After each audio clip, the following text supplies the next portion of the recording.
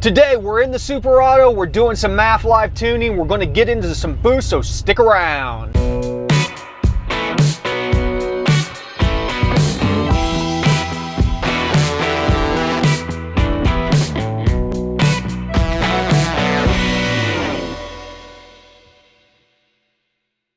This video is intended for educational purposes only. Improper tuning can cause catastrophic mechanical damage, and you should do your own research before attempting any changes like this to a vehicle.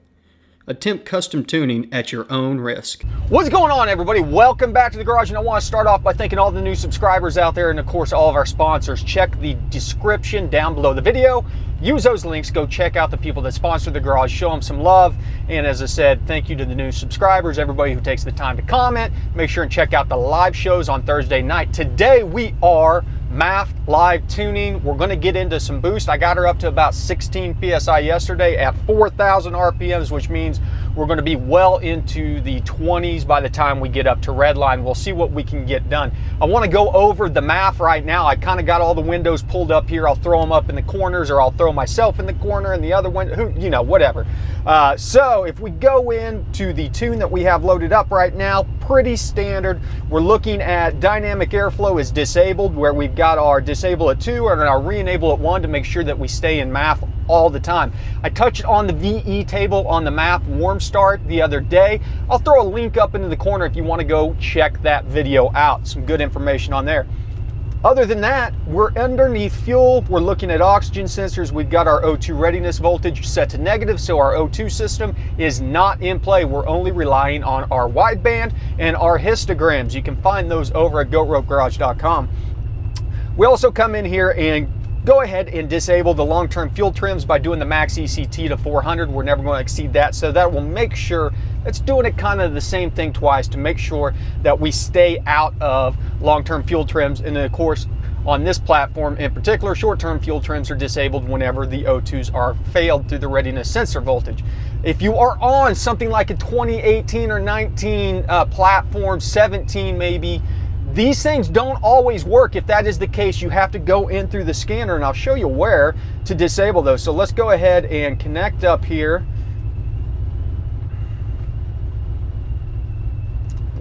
We'll go ahead and start logging. And if we go underneath our vehicle special controls and functions, under fuel, we can command closed loop off right here. We don't need to because we know closed loop is already off. If you look at our scanner down here, it will tell us straight up, closed loop active, no.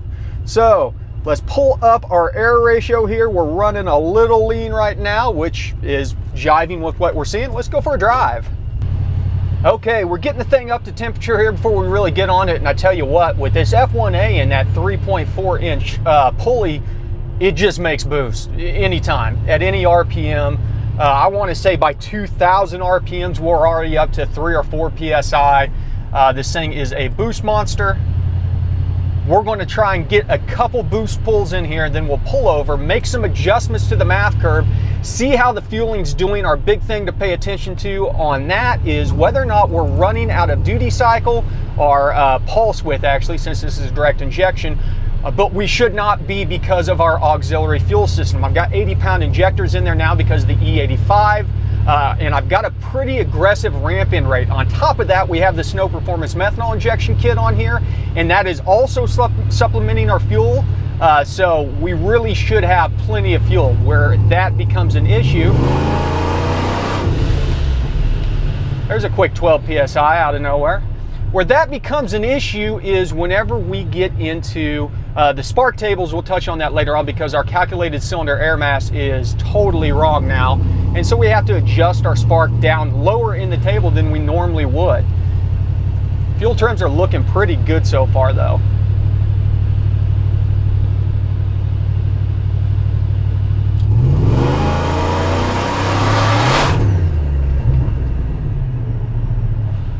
Looking a little lean on the top side. We were still under 1, but not quite down to the 0.85 that we're looking for underneath boost. So there will be some adjustments to be made.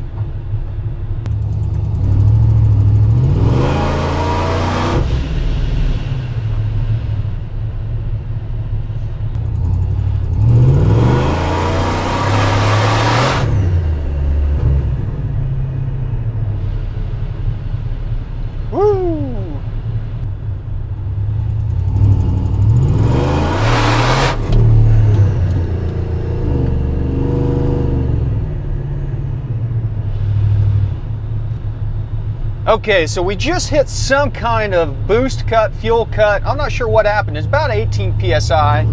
We did not set a check engine light. The car did not go into limp mode, or the truck did not go into limp mode. So I'm just gonna have to go back and scrub the data log to see exactly where something went wrong. That was around the 5-minute mark, 5 minutes and 15 seconds. That was probably gonna be the highest boost pull that we had so far. And I have a sneaking suspicion it might have been a little bit torque based. So we'll look at the torque log, see what the torque log comes back with, and get an idea for exactly just what happened.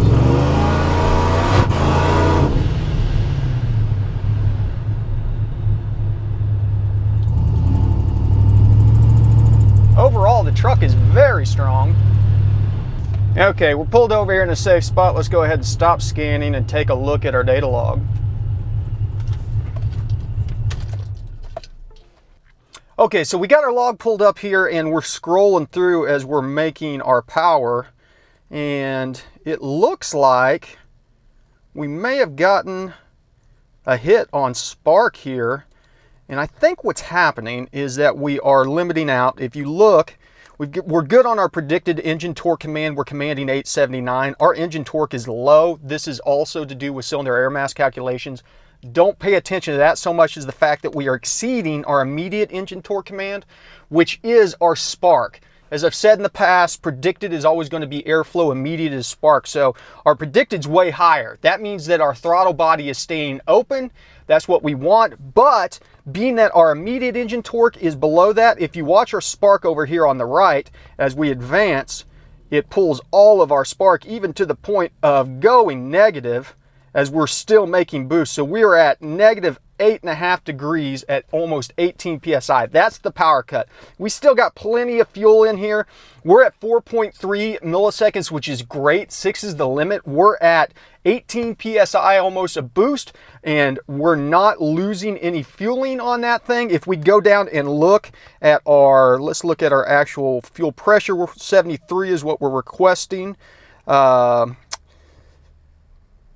Big thing to look at on here is that we are giving ourselves 2,000 PSI on the fuel rail. We're desiring 1806. So we are above our required fuel pressure. We're not running out of fuel pressure anywhere. All that information jives. Everything looks good as far as that goes.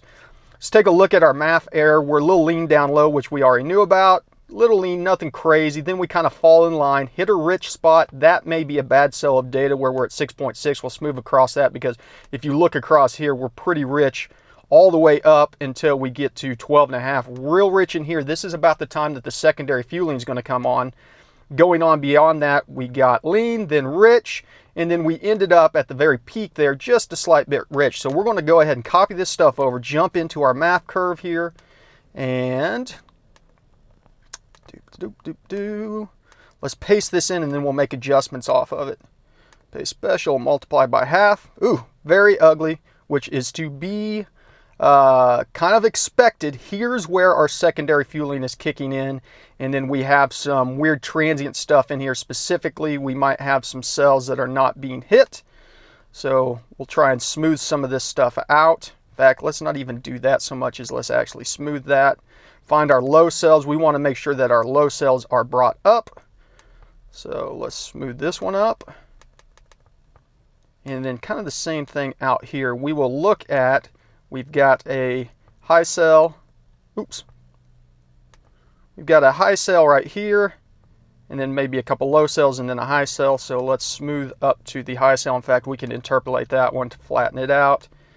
Same ordeal. Okay.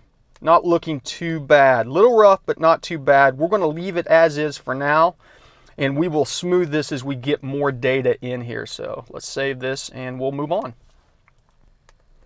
Okay, we're going to go ahead and take a look at our torque tables in here. And remember, these tables are very skewed because of the way that our setup is.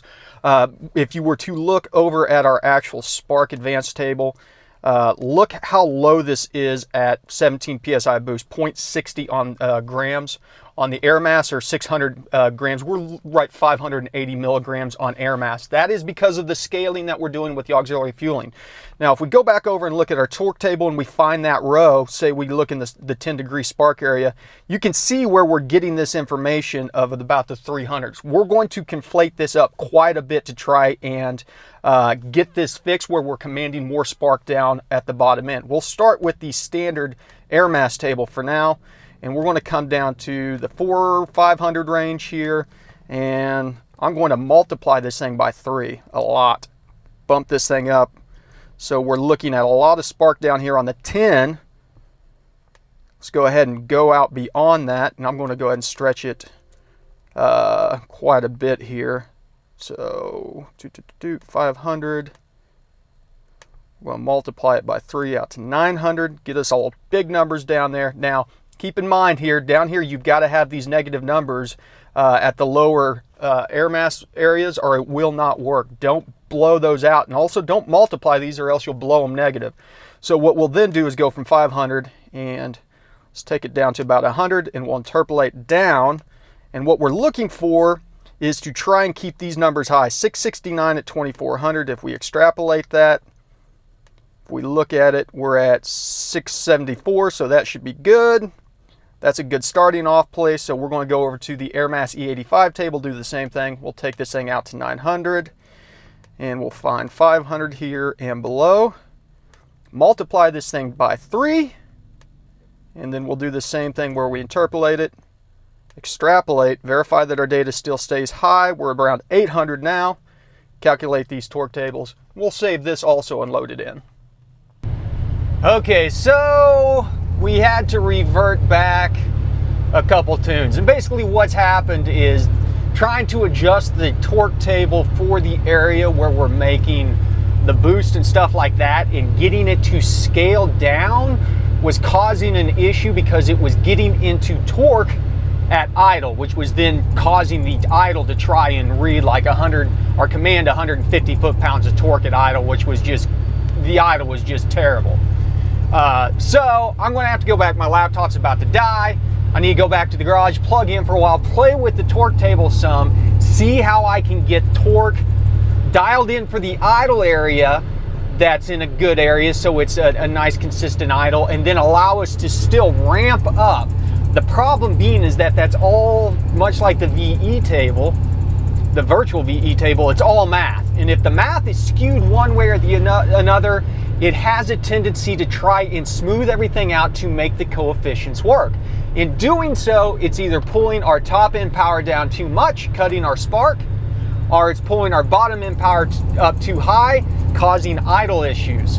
So I'm going to head back to the house, check that out, wrap this video up for now. If you got any questions on kind of what we've done, it's cool to get out, get a MAF tune in here, see some adjustments that need to be made, run into an issue, a legitimate issue that other people might experience on a similar build, where we run into kind of the torque limit on the timing and effectively hit a timing cut.